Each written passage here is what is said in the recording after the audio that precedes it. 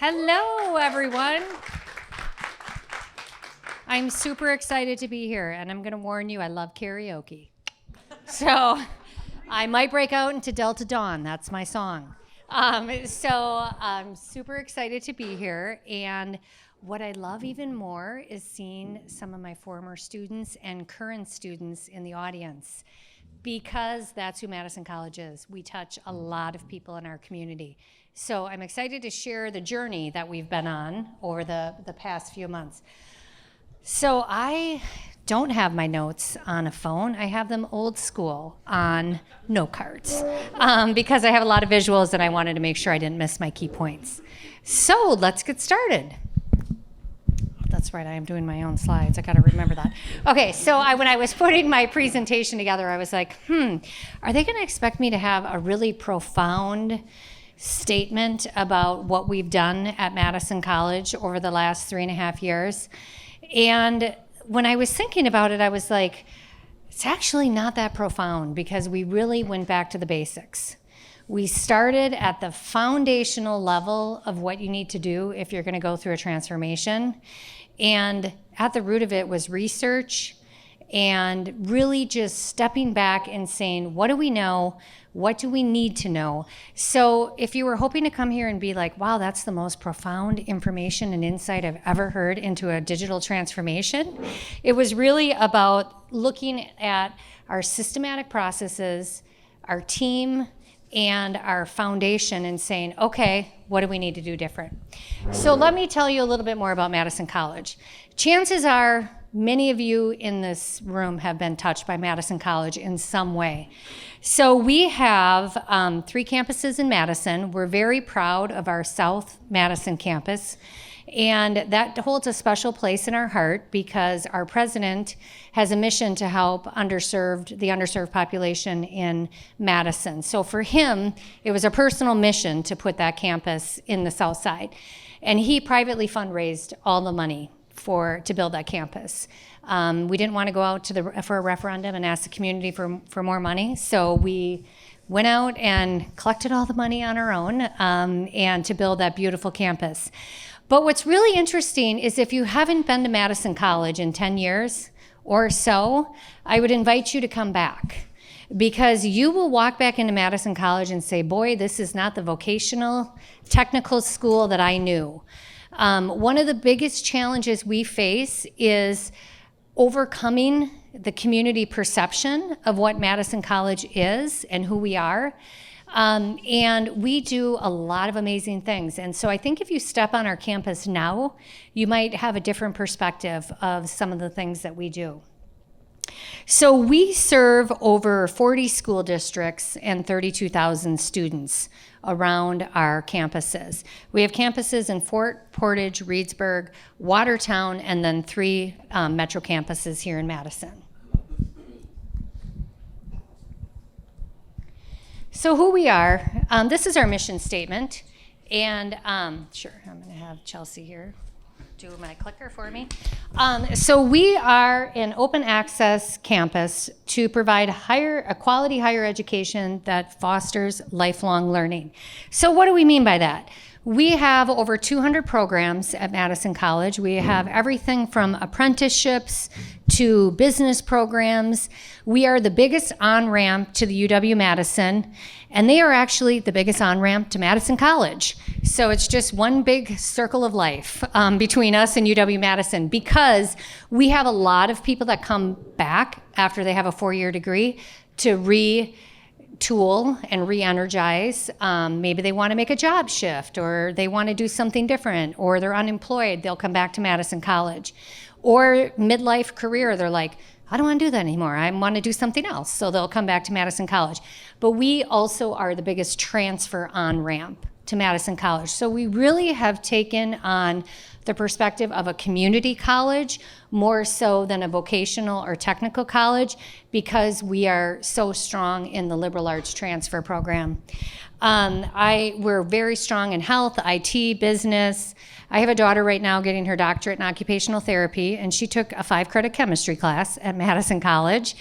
and told me that out of all of the places, all the education that she had, Madison College was her favorite place because the instructors really cared about what her outcome was. So a little bit about our impact in the community. We, as I mentioned, you probably know, or you have yourself attended Madison College in some way, but 94% of our graduates stay in Wisconsin, and 93% of our graduates are employed within 6 months of graduation. So we have very strong stats of what our students do here in the community. And for every $1 invested, their students gain $3.70 in earnings, and 1 out of every 3 jobs in this community are supported by a Madison College program. So we have this fun little video that we wanted to show you as far as what we do. So do you want to hit the clicker again? If you just hit forward, it should go on.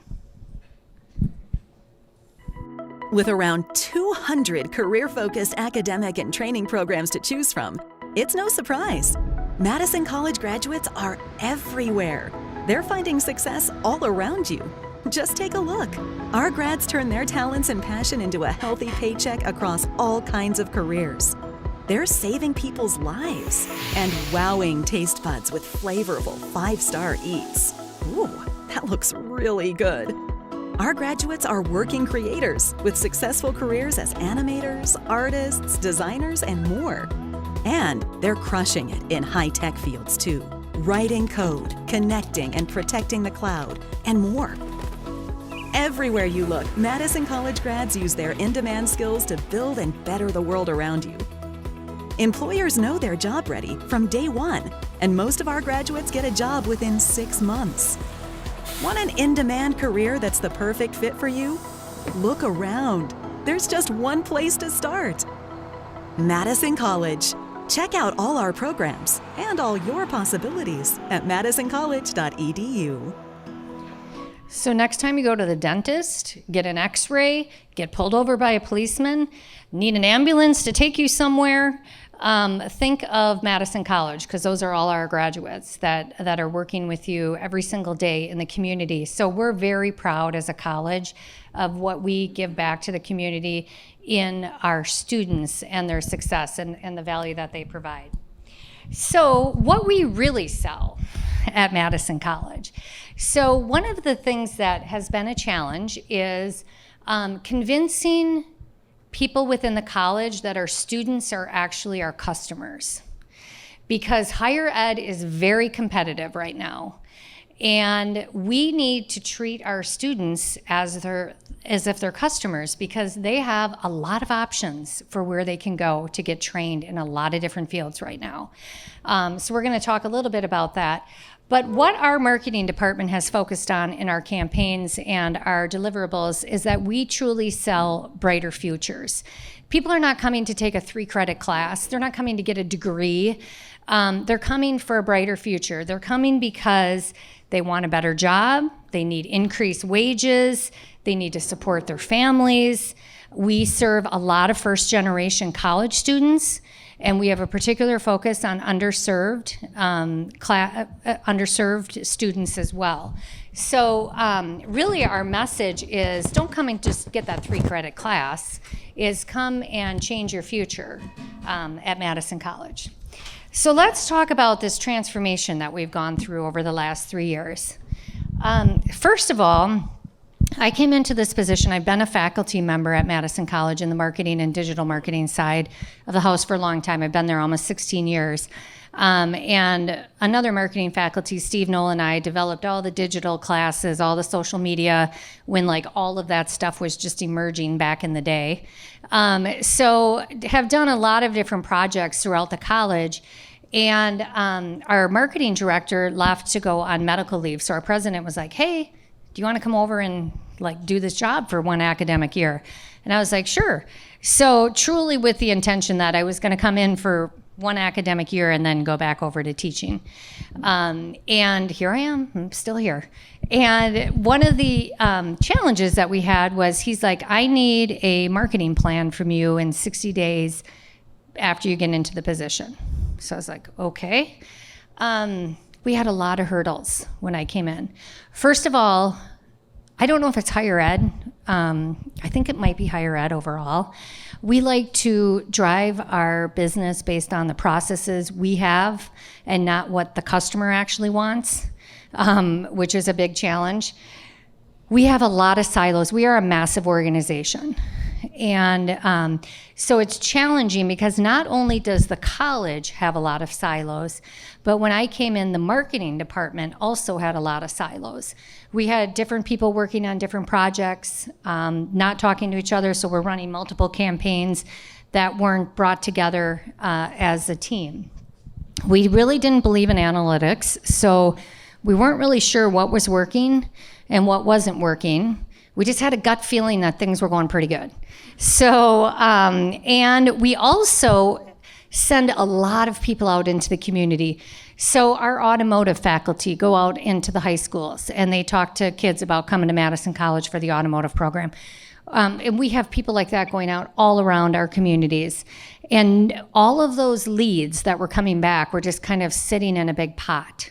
And no one was generating or doing anything with all of the leads that we were collecting. We struggled a little bit with team culture, and I'm going to talk about this kind of throughout the way, because when I talk about going through a digital transformation, team culture, I think, was the hardest thing as a leader to change. And so those of you who ever have tried to change cultures know that a lot of times that's not like, hey, let's all be positive and have fun, because that takes a lot of time to change a team culture. And then lastly, we really didn't have a strategy where everyone was pointing in the same direction. I like to say that we were successful in spite of ourselves, because we really didn't have a plan. So we, everybody knows Madison College, so it would seem like it wouldn't be that hard of a thing to market, right? Because everybody knows us. But, next slide, there are a lot of challenges in higher ed right now. I actually like to say it's a reckoning of higher ed that's been coming a long time. If you have any college-age kids right now, you know what I'm talking about. Because, first of all, COVID shook higher ed to the core. We are a hands-on college, and within 2 weeks, we moved 2,200 classes online during COVID. To say the word pivot makes me want to cringe right now. Like that's the most overused word right now when we're talking about things that we did at Madison College. So how many of you work on Microsoft Teams in your organization? You know that little like ding ding sound when you get on like a team call? I was like dreaming about that the first like 2 weeks of COVID because of getting our entire campus moved online. It was a real challenge for us. In addition to that, our students were affected much greater than students at a four-year college. We did get a lot of COVID relief funding, of which we directly passed through to our students. They needed money to pay their rent. Our students are the students that are on the front line. They're the people that are the nursing assistants that were taking care of people, but also the people that were the first ones to get laid off during COVID. So we had a lot of challenges with our students. Add on to that, access to technology. And many students did not have access to technology. So we had COVID. That was one small thing, disruptor. In addition to that, increased competition in online learning. So when I first started this job, we bought online as one of our keywords on search engine optimization. Now everybody wants to buy online learning, whereas 3 years ago it wasn't as prevalent. Also add to that low unemployment and high wages. Right now there's a lot of people that are saying, well, I don't really need a degree because I'm making a lot of money doing what I'm doing. And traditionally community colleges do well in a recession. That's when we get a lot of students. But right now, we have low unemployment and high wages. So a lot of students that would normally come to Madison College haven't been coming. And then just the question of the value of higher education. What's a four-year degree worth right now? I can say that, I feel, because I have a daughter getting a major in opera. So I feel like I can question the value of a four-year degree. So it's, you have those questions, but really, like, higher ed has needed a reckoning for a while on what is that value that you get for the investment that you make. So we started with the basics. So I'm going to give you kind of like a few bullets as I go of like, what did I learn along the way? So number one, we scanned our environment, and that included staff, that included processes, and that included vendors. I'm going to tell you right out of the gate, that's not super fun to do, because there are going to be things that aren't working, and there are going to be people that might not be the right fit as you look at what the vision of the organization is going to be. So we really looked at kind of like, what do we need to get done in the first 60 days? And then what is our longer term plan? And we developed a pretty comprehensive 3-year strategy that we delivered to our college. But I think one of the really important things was determining if you have the right people. And you don't always have the right people. And so that can be a really challenging cultural change to make, but making sure that you have people that share the vision with you and can like see like, oh yeah, I know what you're thinking here. We can do that. We can move to that point. And you have other people that are like, oh, I don't really want to do that. That seems like a lot of work. And that's actually when transformational change happens, when you get the right team in place. So one of my KU bullets is you have to have the right team, because you can absolutely not do a transformation on your own. So if you don't have the right team, you're just never going to get there, because there's no possible way I could do all the work that it took for us to get into the right place. The next thing is culture eats strategy for breakfast. You guys have probably already heard that saying before, but I think it's the most difficult thing to impact as a leader is how do you change a culture and have people, as I said, like, yay, I want to come to work now. I hate you, but I want to come to work. So one of the things that I did the very first day that I started in this job was bring our team together and say, who do we want to be? And how do we want to work moving forward, and really defined our rules of engagement. And how are we going to engage with each other? Transparency, kindness, trust. But all of those take time to build. Like, you don't automatically just trust somebody because they say, like, trust me. So we really started at the basics of setting the rules, and leading by example was really important for me.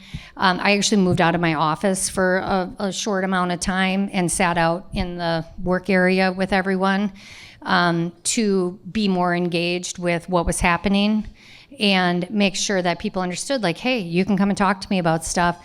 Oh, and by the way, we're not going to whisper in people's cubicles, because if you're whispering, that's generally meaning that you don't want other people to hear what you're saying.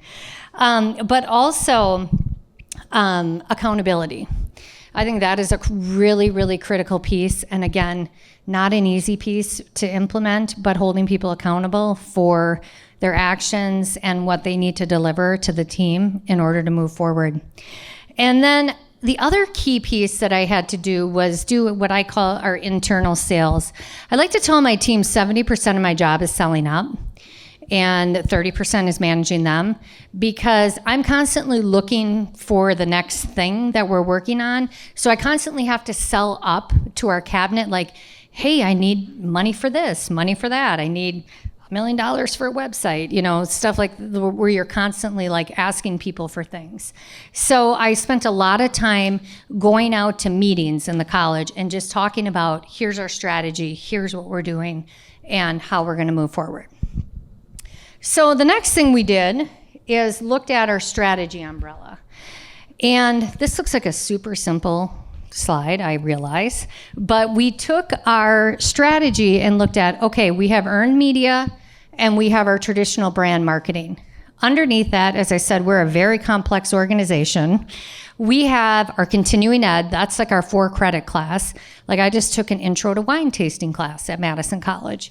So that's our continuing ed non-degree classes. Then we have our general recruitment. That's like, come to Madison College and take a degree, get a degree in accounting, go to UW. And then we have our program marketing. Did I do something there? I'm trying to stay in the box. You told me I have to stay in a box up here. I like to walk around, but I he told me I had to stay in a box.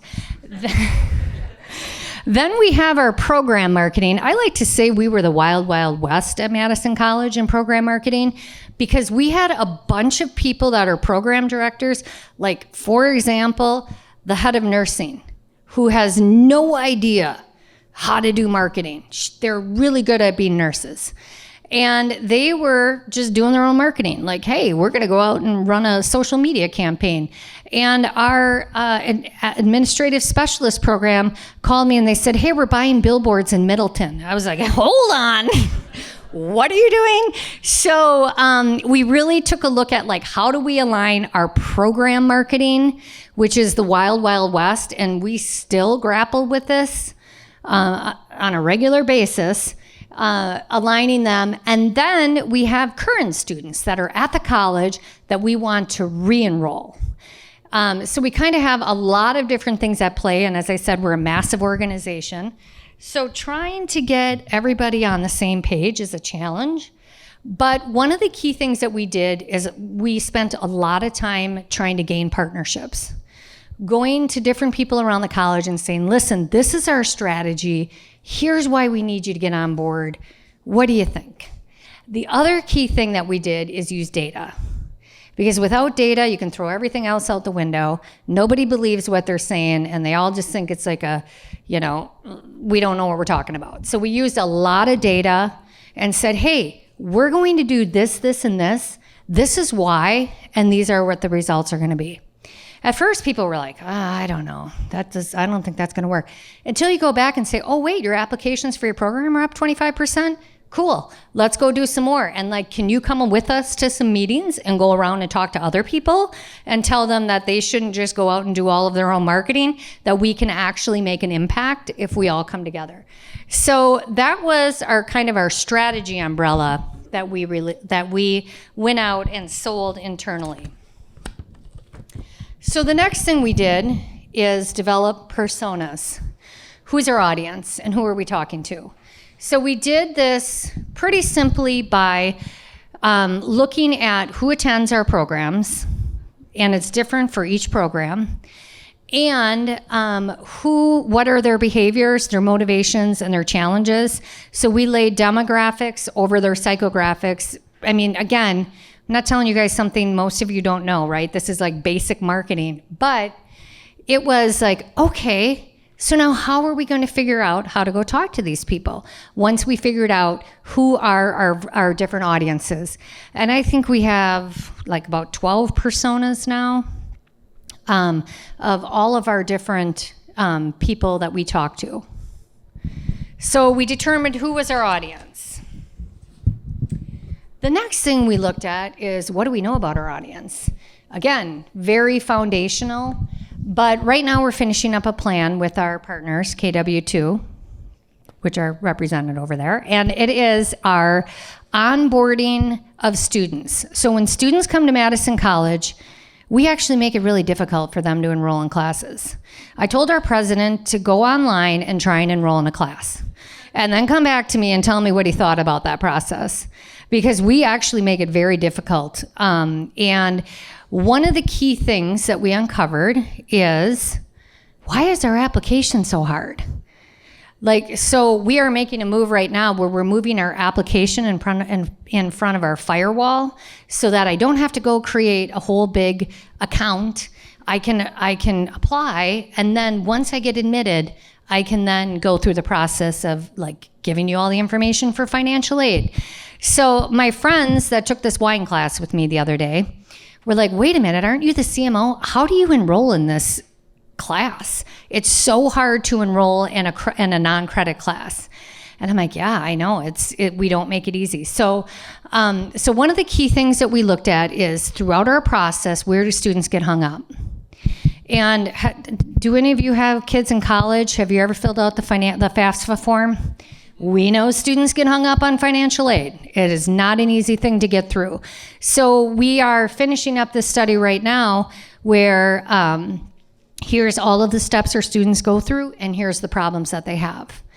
And then we will go back and go to the different areas and say, here's why we need to change some of the things that we currently have in place. So research is really, really a critical piece. Plus then people believe you. Because there are some of these things I knew. I knew that our application was difficult. But when you all of a sudden have a big research study and you're like, look at this, they said our application's difficult. Boom. And then all of a sudden everybody's like, oh, I guess the application must be difficult. So research has really been a critical piece of what we've done in the last 3 years in order to build our plans. From there, we went into our messaging strategy, which everybody would think would be like, hey, that must be really fun and super easy. But we wanted to reinvent who we were as Madison College in the marketplace. Because if you see higher ed ads right now, chances are you're seeing somebody sitting on their couch in their pajamas on a laptop. So my creative manager knows never, ever to bring me a person sitting on a laptop, because I'm like, nope, that's not where we're going. We really wanted to look at flipping the equation for students, and not talking about, oh, we're the low-cost leader, we're the value proposition, but really talking about what do you need, and adding that value statement around the needs of our students, and really making them know that we see them. We see them, we understand them, we see their flaws, we see all of their baggage, everything that they're coming to Madison College with, and we're like, come on in, we can help you. So we wanted to take that idea and flip it into an advertising campaign. So we went out and did focus groups. We've actually done, I think, quite a few focus groups because we were on this great trajectory and then COVID hit. And we're like, whoa, what are we gonna say to our students now during COVID, who are all like, a bunch of them are sitting at home without jobs, trying to pay their rent, trying to homeschool their kids, trying to go to school.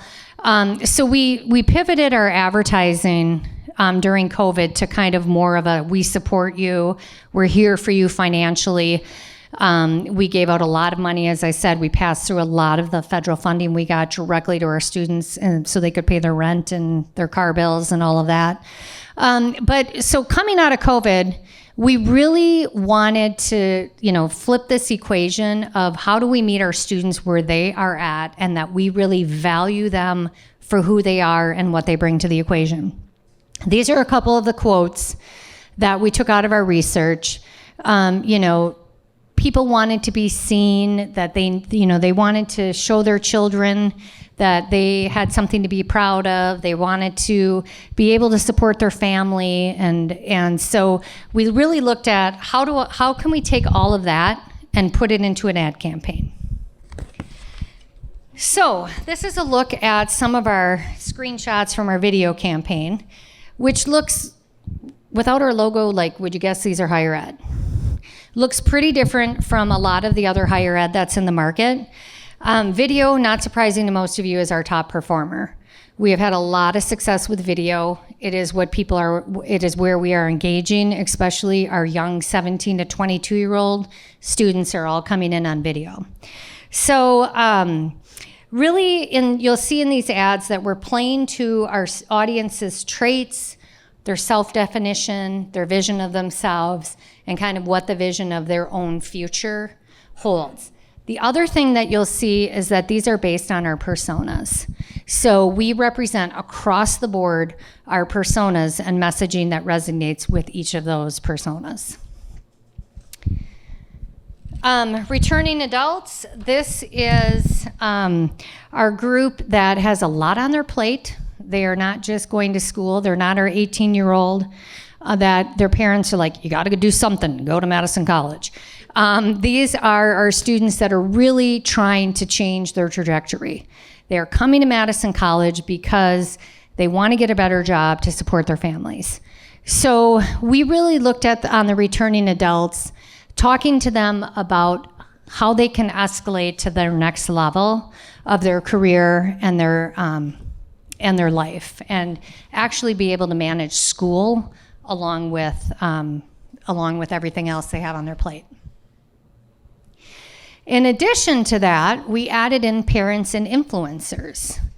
And that was a new audience for Madison College. And we really just started the parent and influencer side probably, like a year ago, 2 years ago. So part of that is really, it's targeted to junior and senior parents who have a lot of influence on where their kids are going to go. Another really key part of that campaign is we want to get out of people's heads that Madison College is a second choice. Well, I'm only going to Madison College because I didn't get into UW-Madison.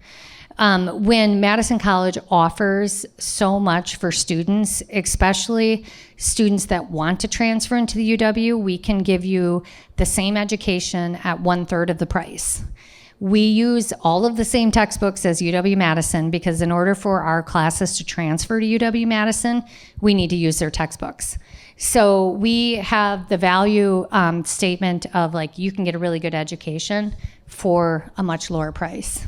In addition to that, these are those program ads that I was talking to you about where the Wild West, where we really took a look at programs with low enrollment, but a high job forecast. So healthcare, for example, needs more workers.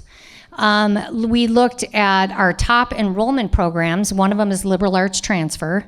Those are the students that are going to go into the UW. And other programs that have high potential. Again, IT is an example. Most of our students are jobbing out, in some cases before they even finish their degree in IT right now, because there's such a high demand for workers. We also are training the healthcare workforce of Dane County. And so all of these types of programs, we need more students to come in because the job market is so demanding. So that is what we did on our program campaign. And we really built off the traits of the students that go into those particular programs, like nursing, for example. Those people tend to, have a soft spot in their heart for caring for other people. And so we really built off a lot of those traits. And then these are some examples of our program video ads that we put together. Again, our video ads, top performers out of all of the campaign elements that we've put in the market. And then we have our professional and continuing ed. So these are all those fun classes that people take, but we also offer a lot of certification courses, and we also offer a lot of courses through our entrepreneurship center for people getting started on a business. So we looked at how do we align all of these together with what we're doing overall from the college.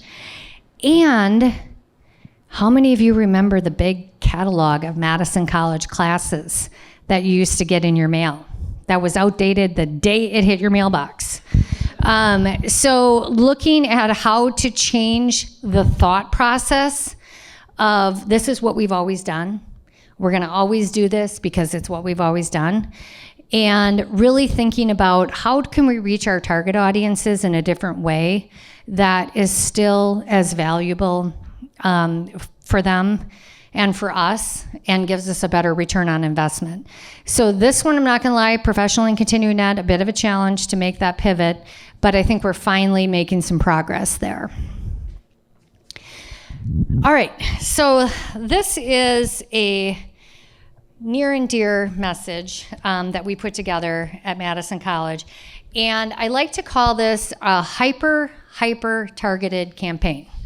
So Madison College put in for $1 million marketing challenge. And most people were like, oh, you guys should do this, but you're never gonna win it, but you guys should do it anyway. So we were like, hey, we should put in for this $1 million marketing challenge. Who knows, like maybe we'll actually get it. So it's put out by the Lumina Foundation, which is out of Indianapolis. And their goal is to help students that are in underserved communities get a college education and have open access to high quality education. So we were like, okay, cool, this sounds right up our alley. So we put together a very strategic application for this grant. and sent it in, and we're like waiting, tick-tock, waiting to hear back. And we found out that we actually made the top 10 in the country for the Lumina Foundation. So we actually won $100,000, and we did not win the $1 million grant, but we were in the top 10, so we won $100,000. So part of what we had to do once we were in the top 10 is develop a campaign that was hyper-targeted to an underserved audience that showed our value proposition. And if you think back to that, like, we see you concept that we had, like, we see you, we know you, and this is your place. Madison College has a place for you. We really built on that campaign. So we did a video that we, as part of our Lumina grant, and we actually ran this campaign on Madison 365 when we launched it, and it had a 35% click-through rate, which is the highest we've ever seen on anything that we've done. So it was very successful. So I want to show the video and of the campaign that we submitted.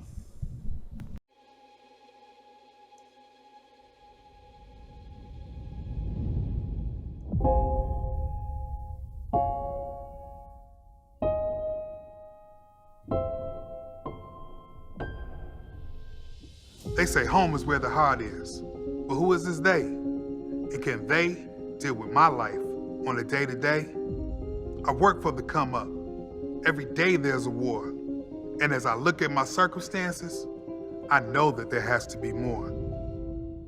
I pass by the haters, all those acting sus. I keeping on, because making it is a must. I do this for the block. I put on for my community. They give me the drive to push to where I need to be. Understand, I am built for this. I stand tall, no matter life's twist. But now it's gotta be more than just me seeing this through.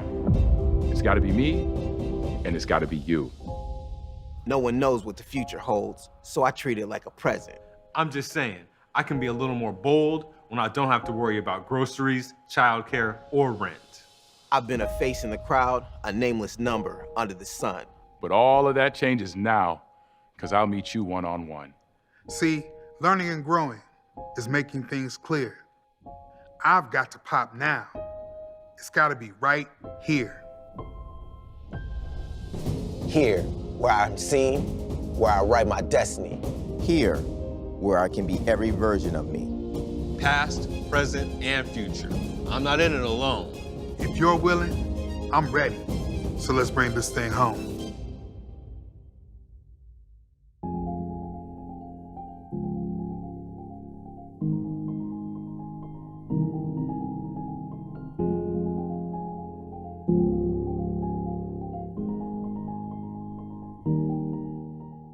So that was our final entry into our Lumina campaign. And this is a very hyper-targeted campaign for us. It reaches Black and Latinx men, ages 25 to 40, and we're actually building on this campaign right now. And so it's a departure from the other creative that we've done, but again, a very specific goal in mind with this, that we see you, we hear you, you're welcome here. So the talent in that is actually Rob Dees. Does anybody know Rob? He's very well known in Madison. He's a rapper and artist.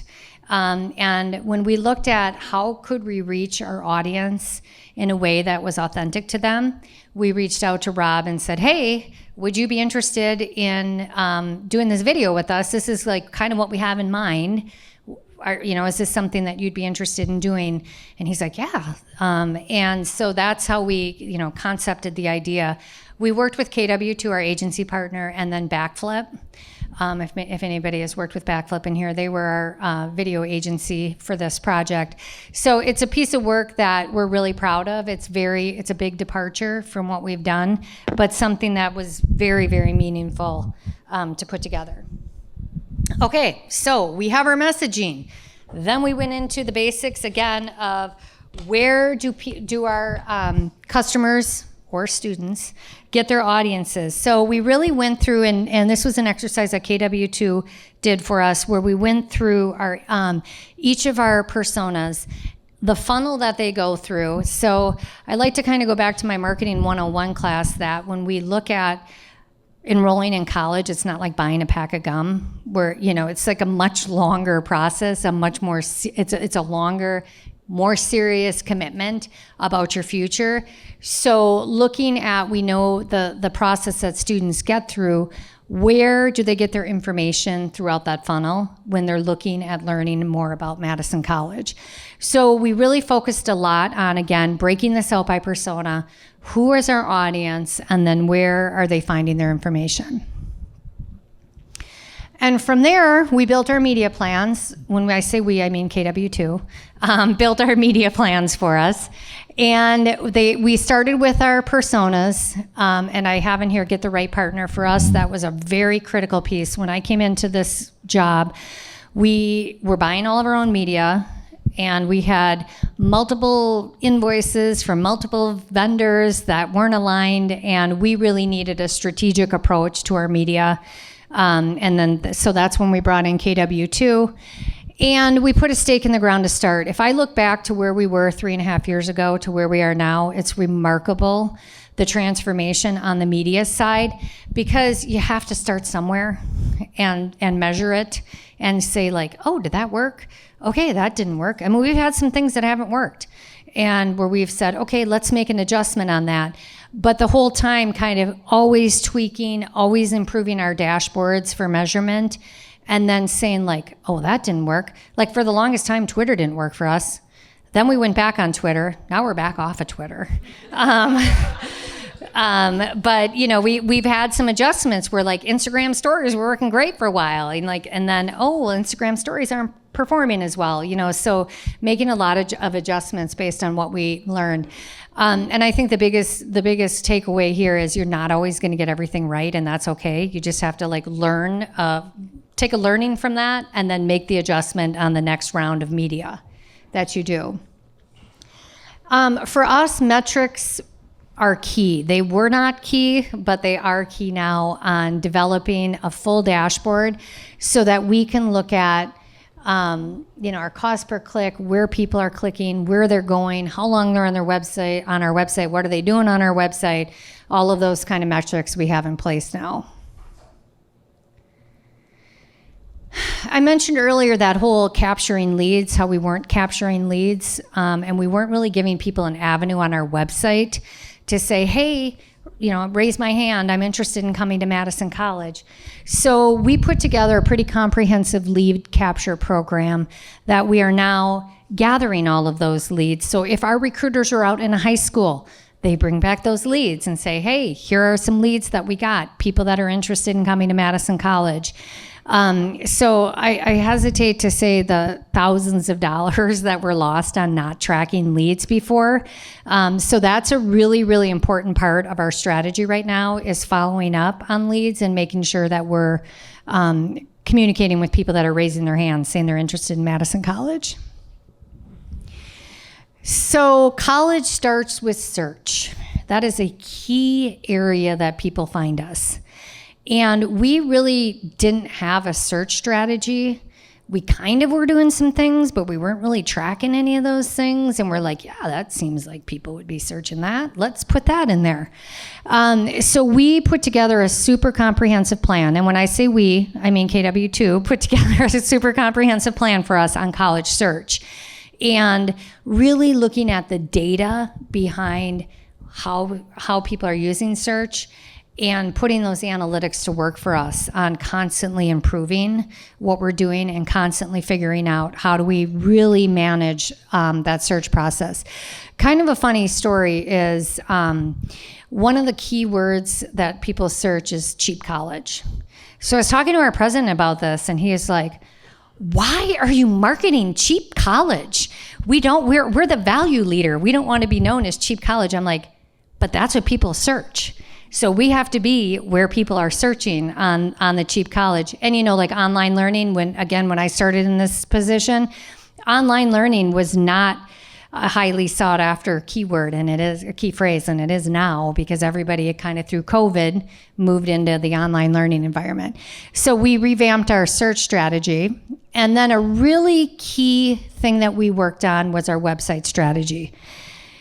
Besides culture, this was probably the hardest thing that we've done in the marketing department at Madison College, because it was a very complex process.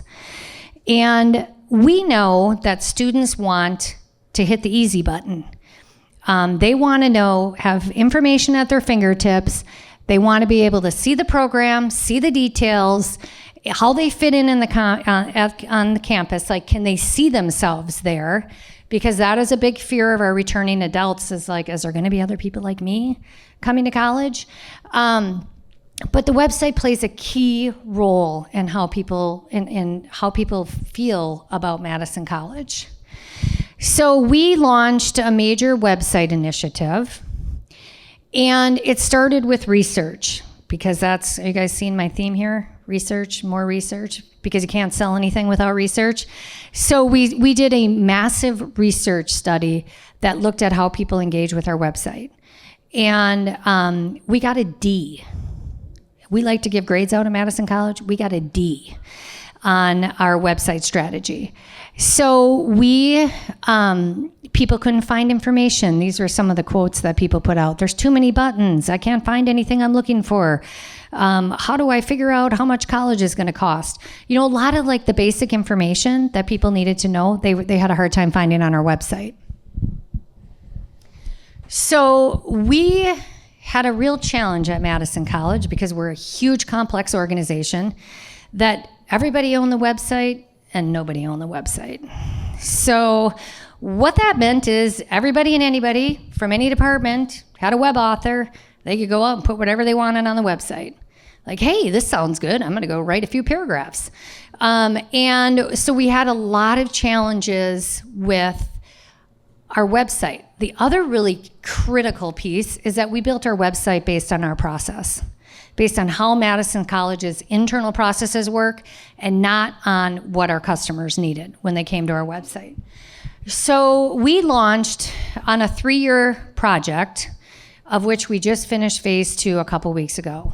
Yay! Can I hear a round of applause for that? Because when I tell you how complicated it was, you're going to be like, wow, so phase 1 was, what do our prospective students need to know? And we went out, we did a lot of research on what other higher ed people are doing, and we said, let's take a look at breaking our website. Let's do a really radical thing. Let's break our website into 2 pieces. Let's build a prospective student site, and let's build a current student site.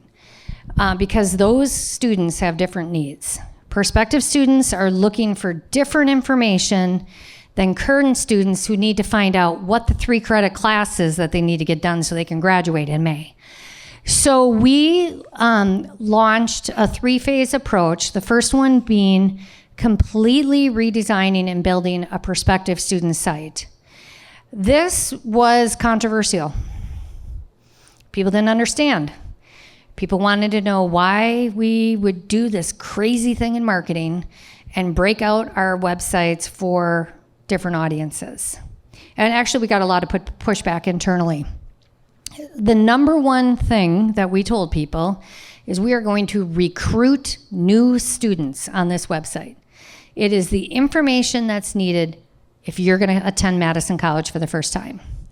So we launched that website and then moved into phase 2, which is our current student redesign.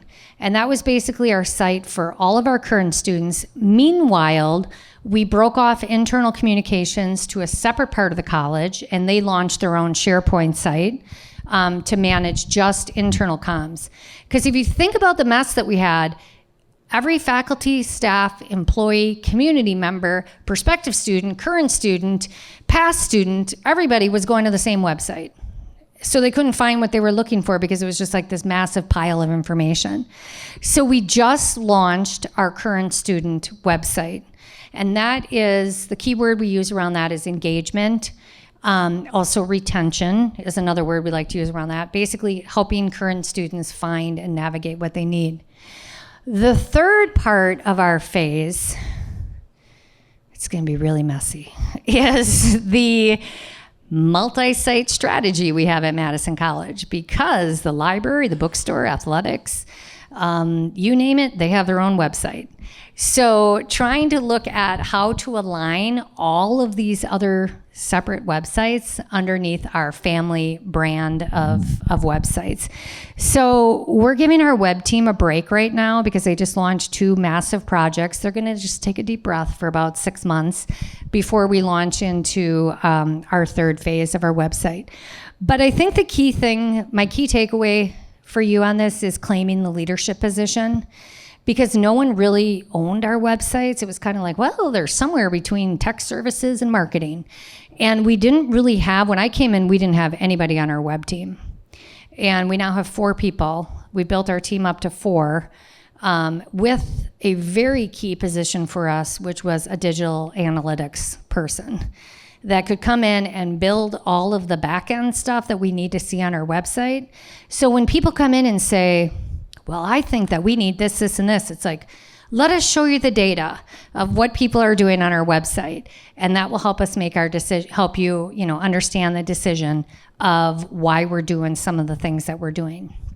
So it was a challenging project, and we had a lot of internal barriers. And the one that I don't know who's watching this from Madison College at home, but one of the challenges or funnier stories I'll share with you is we have on the bottom of our website, we had a button called the intranet. The intranet was our button that people clicked on to go to the faculty and staff section. What do you guys think happened when I moved the intranet button?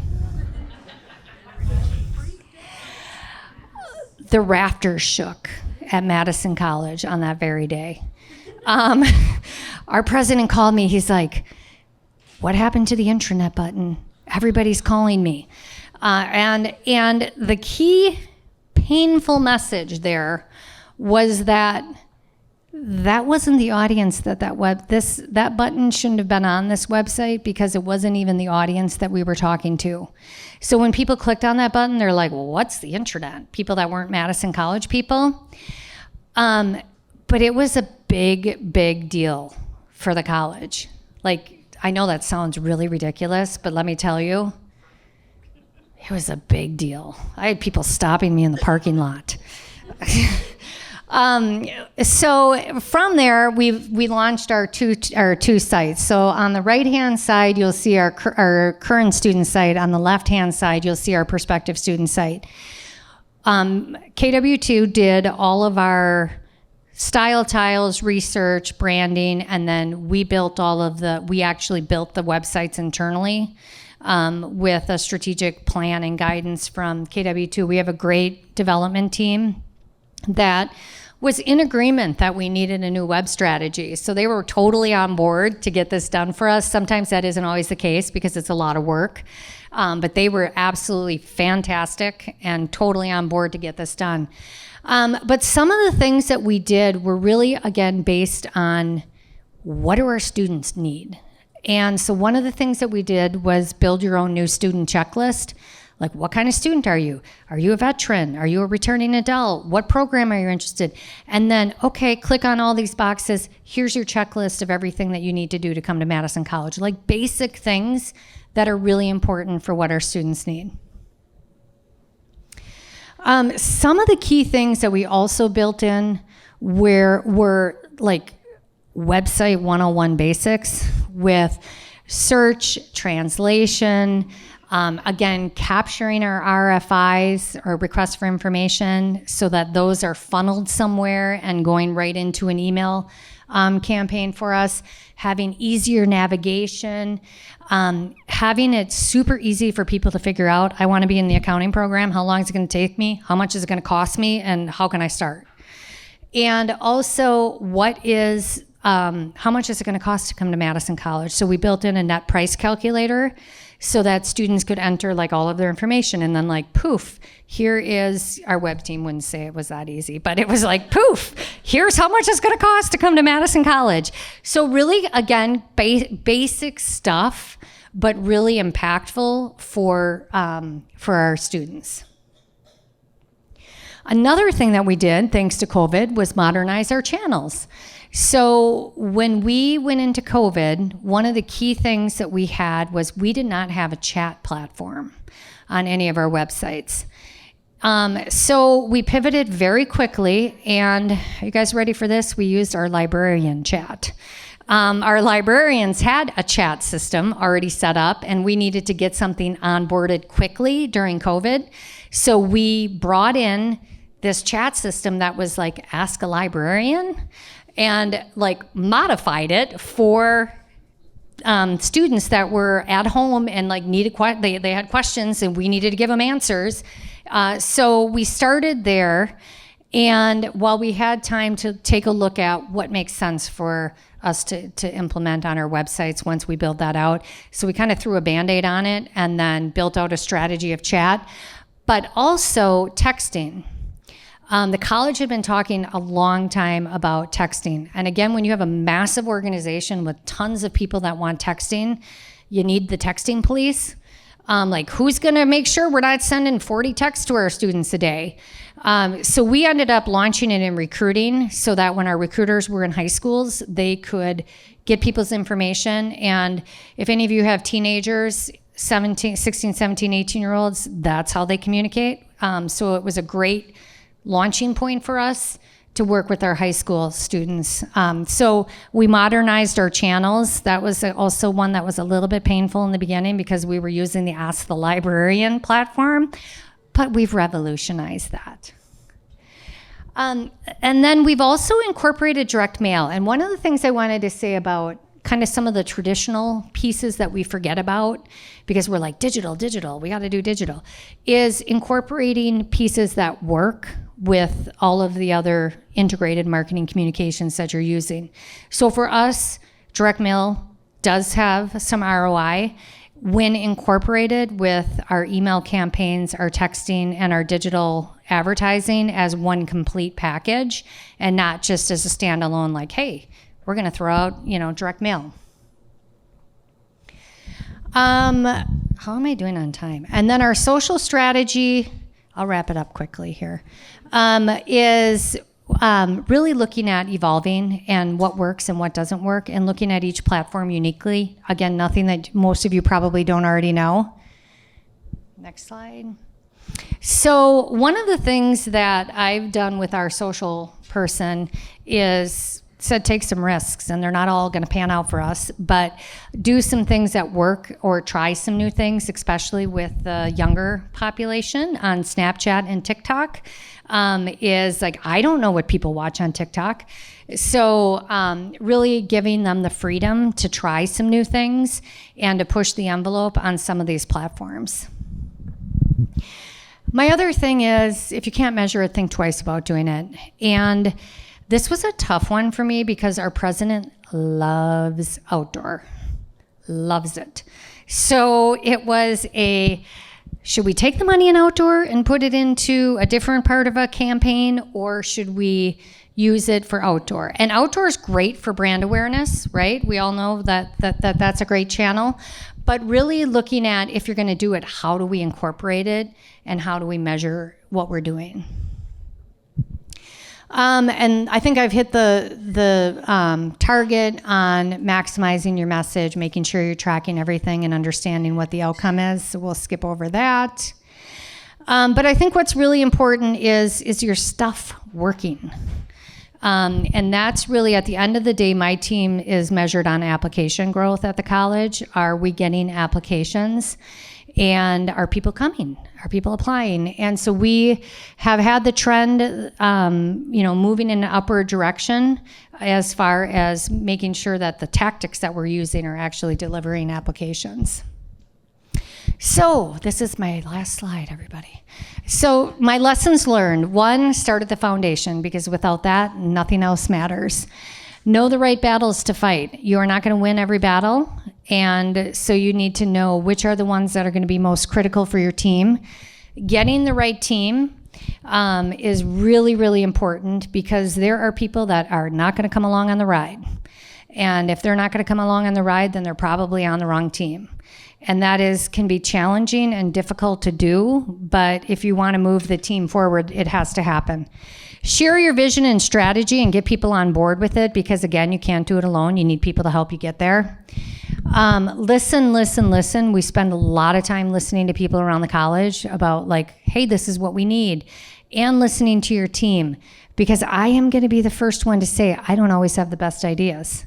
I am not the creative like writer. I like know it when I see it kind of thing, but I'm not the creative writer or the creative person. I'm more like the vision strategy person.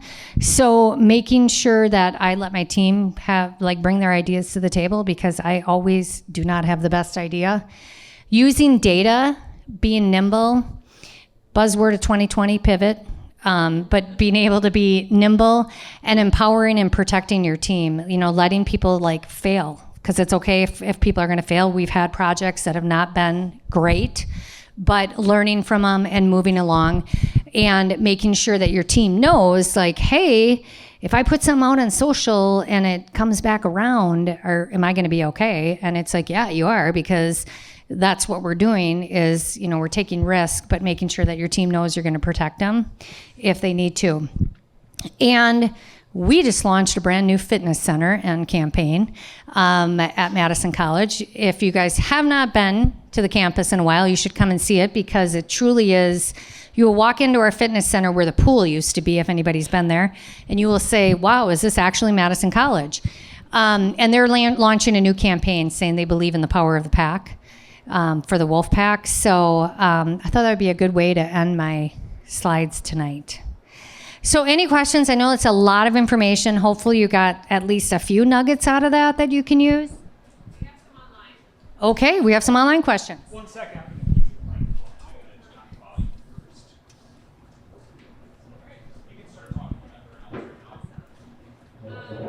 Couple questions online. One is, who did you use to research the website to assign that grade? KW2. Okay. Shout out to KW2. I don't know if anyone from in person is Yes, from I have KW2. some people from my KW2 team over here. Hi, guys. Lisa and Jackie. We have a few people online as well, so shout out to KW2. We also have some Midwest family marketing people in the audience that did a shout out to you as well.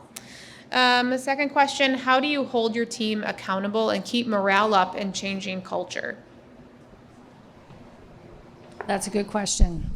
The accountability piece is hard but necessary, that people need to be accountable for the projects that they're assigned and being able to deliver, the outcome for that. I think the other really critical piece is setting boundaries and rules of how we're going to engage. Like, we're going to actually be nice to each other. We're going, we had people that had COVID crises, like I'm sure many of you had on your team, where like people needed to cover them, right? Like, they're going to be out a couple weeks. How are we going to get their work done? How are we going to, manage this? And so I think a lot of it is engaging the team in the rules of engagement. And then like, we all agree that we're going to follow these rules, right? I just had an example of that today. That's probably one of my team members asking, which was, my example today was, we agreed as a team, we developed a process together. Here are the process that our projects are going to go through, and they're not going to get started without a creative brief. And we had a project blow up today, and it didn't go through the process. So my question to my team was, did we all agree that we were all going to follow the process? Everybody's shaking their head like, yep, we all agreed. We wrote the process as a team, but we didn't follow the process. So making sure that people have, a say in that accountability piece, I think is really important.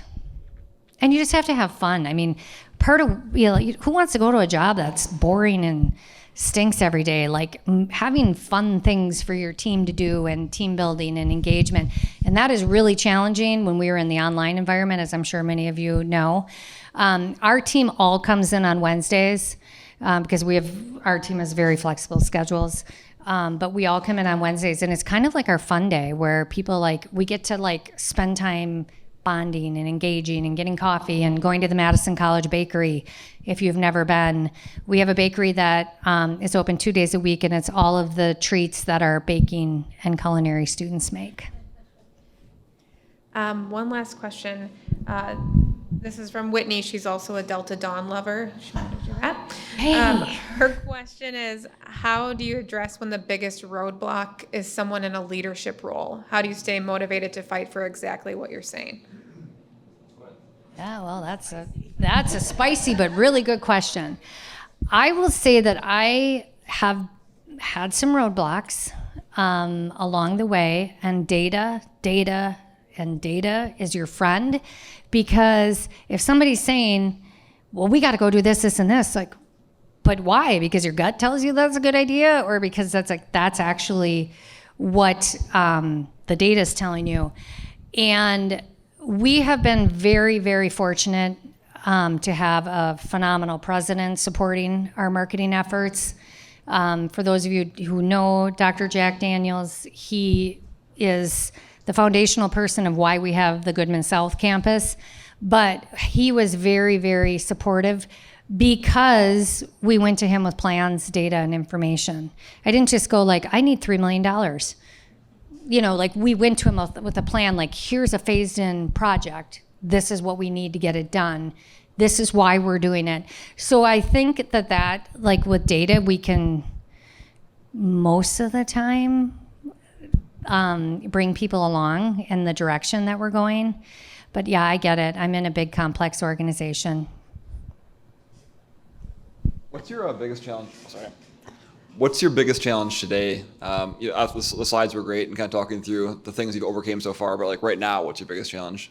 So right now, we are going to split our campaign into a returning adult campaign and a traditional, we call traditional student 18 to 22-year-old, with very different messaging.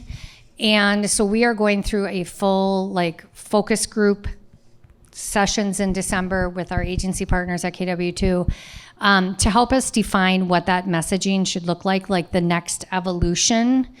Because we found with our returning adults, we were starting to see some creative fatigue on our campaign. So we didn't have as much engagement. We had higher engagement, and then we kind of started ticking off as the campaign was going on. So we're like, people aren't as engaged on that audience. What can we do? So we're really trying to address creative fatigue right now. And if anybody has any super hot tips on TikTok or Snapchat, talk to me after, because that is where we have been trying to spend our time. And so a big challenge for us is content and more content on those platforms. So we are actually trying to branch out into using more students for content creation. And then we're also looking at things that we can do in the influencer sphere around social right now.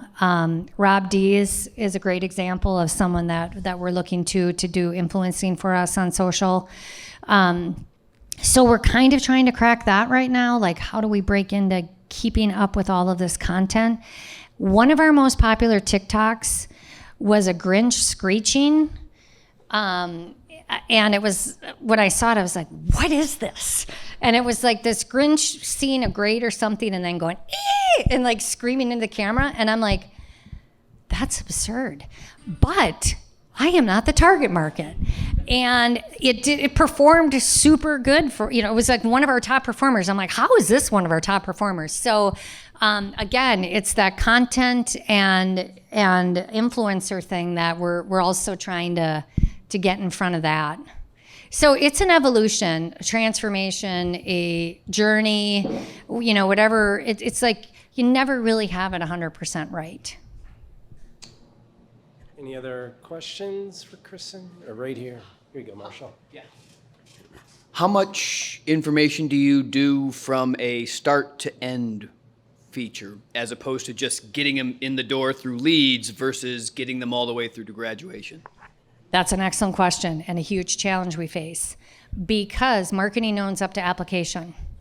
And then from application on, they go to the enrollment center. And then from once you're enrolled, it's like we need to get you to re-enroll and get you to re-enroll, and so that you can finish your credential. So we are working on that, and this onboarding journey that we've been going on, the research is one of the things that we're looking at to help us with that. because honestly, that's a measurement that we don't have control all the way through the funnel. Marketing doesn't control all the way through the funnel, and that's a challenge. How do you communicate with the rest of the school to get that? So yeah, we work closely with our enrollment center. They have their own marketing team that does re-enrollment. However, we control the creative. So they work with us on like, here's our needs. And then we go, okay, well, we'll help you manage that and develop that. And like we're working with them to help them get more sophisticated too. So for our students that were previous students but haven't yet re-enrolled, we are placing stuff in their social feeds, like doing list matching and that kind of stuff. So we're kind of building out, there's another area that we want to get into, which is direct messaging on social. We have not tapped into that yet. That's another area we're very interested in. So again, it's all a journey of like, what is our next thing that we can do that can help make an impact? And it's a tough market right now because people want to work. It's, low unemployment and high wages. Generally is not good for the Wisconsin Technical College system, or really for any community colleges. I've seen a lot of like diversity in your photos and slides. So I think one of the biggest challenges now in the marketing world is how to incorporate DEI in our marketing strategy and messaging and all of that. And because, the George Floyd thing, it's a little sticky, it's scary, and what do we do? So like, how did you approach that, incorporating DEI in your messaging? That's a great question, and we're not afraid of any of that. Let me say that we've been a leader, I think, in approaching those messages. Our president is very invested in personal messages that come out around things like George Floyd. We had a George Floyd scholarship that we got a lot of blowback from in social. And we stick with our mission. And I think that what's really important for us is aligning what we do in marketing with the mission of the college. And that includes everyone is welcome at our campus. And we want people to see themselves at Madison College and say like, yep, I can go there because I'm gonna fit in and I'm gonna see people like me and I'm gonna be able to be successful. So that truly drives 100% of the work that we do, is ensuring that we have that lens, and we have a very diverse team. And making sure a lot of our messaging too, KW2 has a team that they work with that has a diversity review. So we always are trying to put that lens on and make sure that we have the right message. Yes, and we made sure in our personas that we represented diversity.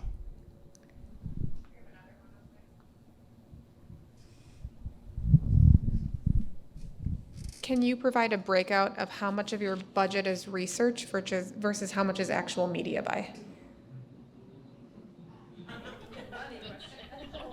Ballpark ranges are probably fine. Yeah, That's true. Yeah, like 20% is probably research. So special projects like this onboarding research study that we're doing are things that I go to our president and say, would be really great if we had another $50,000 to do this project. So some of that's fluid for us because we will go back in and look for contingency funds that we can use for research. But research is not cheap. It's an investment. And I think, initially our president and some of the other people at Madison College did have some sticker shock. Like, whoa, how much are we spending on that? But it is, again, is our guiding principle. It helps us put that stake in the ground. Otherwise, we're guessing at what we should be doing. So I think it's worth every penny that you can put into it if it's going to help you, help your guiding light. Okay, any other questions? One last question, Jonah? Jonah, Madison College. Yay. So it might be a question afterwards, but basically, is there a rule of thumb for like when employees should like use marketing, like your team? So define use marketing. What do you mean by that? Well, okay, so I've worked with one of the people on your team and doing some creative things in another department. But I guess I'm wondering, like, if there's a rule of thumb of like when marketing needs to step in for some kind of content creation, if that makes sense. Yeah. So we don't have control of all of the content at Madison College. That would be impossible. We've learned. But we do, if it's anything that's outward facing, you know, that's especially around the PR realm, media, advertising is something that marketing likes to get involved with. You know, if it's anything around like the brand or the image, we have a team that just does PR. Like that's their gig. They're out trying to hit the street on getting coverage of Madison College and media that's positive. So I don't think that really answered your question, but we can talk after.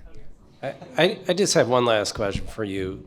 That's a crazy amount of stakeholders you're dealing with, and I would not want to see your calendar. How do you balance all that? I have a great team. I think that's the biggest thing is building a strong team. I think we're up to 14 people in our department now. So, because you can't do it all, you have to be able to delegate. The other thing is like our web manager, if she's watching, shout out to Jody. The website strategy has been very complex. And just for the current student site, we worked with 125 stakeholders that had say, input, review, assessment. Are we saying the right things? Because we're not experts in financial aid or, you know, all of these other areas. So they had a phenomenal project manager that kept that house in order when they were working on it. But I would say like it really comes down to teams. And then for us, our agency partner at KW2, they have been very critical in building our strategic foundational plan. I don't think we would have been able to do it without them, to be honest, because we needed a strong partner that had a research focus. So they have been really, really critical in helping us build our plan out too. That's awesome. Okay, thank you, Kristin, for tonight. Appreciate it. Thank you. Nice to see everybody.